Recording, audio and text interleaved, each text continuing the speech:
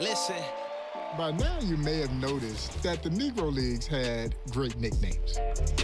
As a matter of fact, if you didn't have a nickname, well, you probably couldn't play.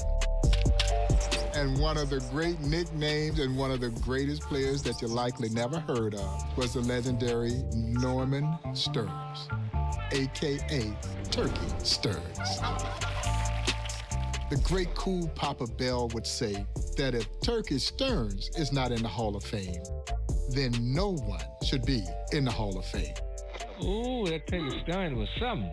Somebody could hit the ball. I played with him, against him, and he could run, too.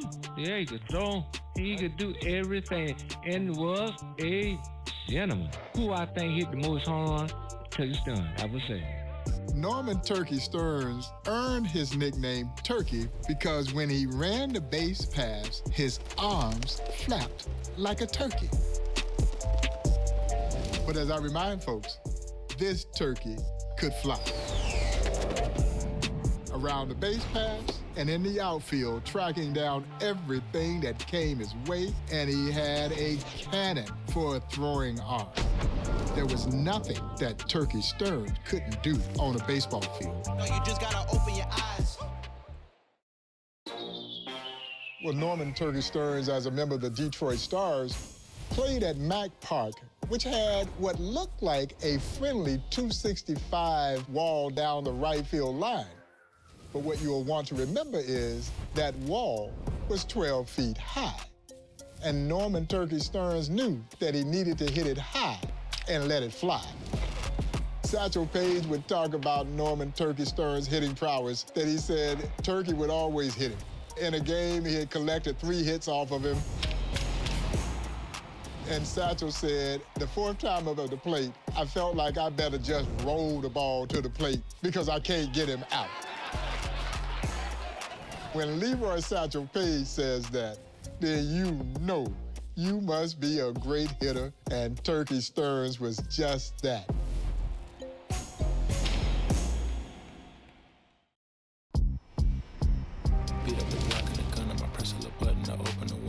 Unlike the power personified by Josh Gibson, here's Norman Turkey Stearnes weighing in at about 165 pounds.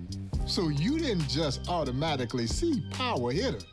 But maybe old Turkey had you just where he wanted you, because they would look at him standing there at home plate with his legendary pigeon-toed stance. And I think all the pitchers thought, oh man, I got this dude right where I want him. And old Turkey had him set up, and he would knock that thing out the ballpark with the best of them.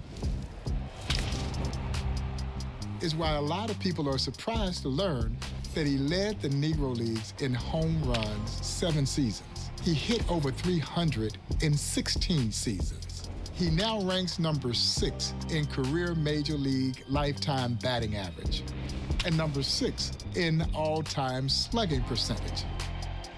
I guess that's why you could say you never judge a book by its cover.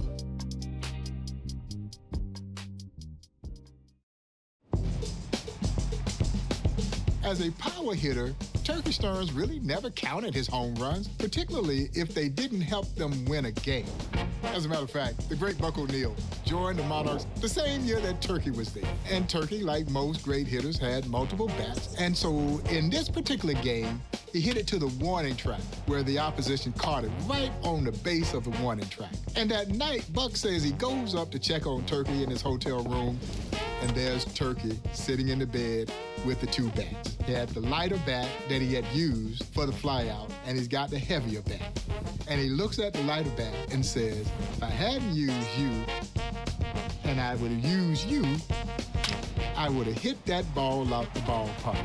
Now, I'm not going to say that Turkey was superstitious, but there might have been a little bit of stitious to his game, and it served him well because Norman Turkey Stearnes was a tremendous all-around hitter who hit for power and hit for average.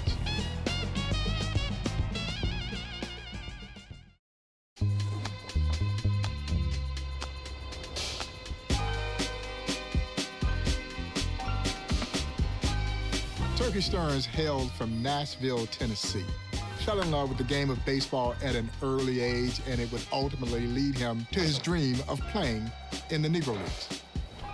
There are those who will say that Turkey Stearnes, like a lot of the great players from the Negro Leagues, should have had an opportunity to play in the major leagues. And they're right. But Turkey Stearnes harbored no bitterness, never expressed any ill will toward anyone who may have attempted to perpetrate something against them as they were trying to play baseball in this country. And I find that spirit to be so endearing. Turkey Stearnes knew that he played with and against some of the greatest athletes to ever play this game. They just happened to be in the Negro Leagues. And I'm so proud that the city of Detroit has continued to recognize the exploits of Norman Turkey Stearnes with the renovation of Hamtramck Stadium in Detroit. The field is aptly named for Norman Turkey Stearnes. And of course, the great Turkey Stearnes flew himself into the National Baseball Hall of Fame in 2000, a place that he so deserved to be.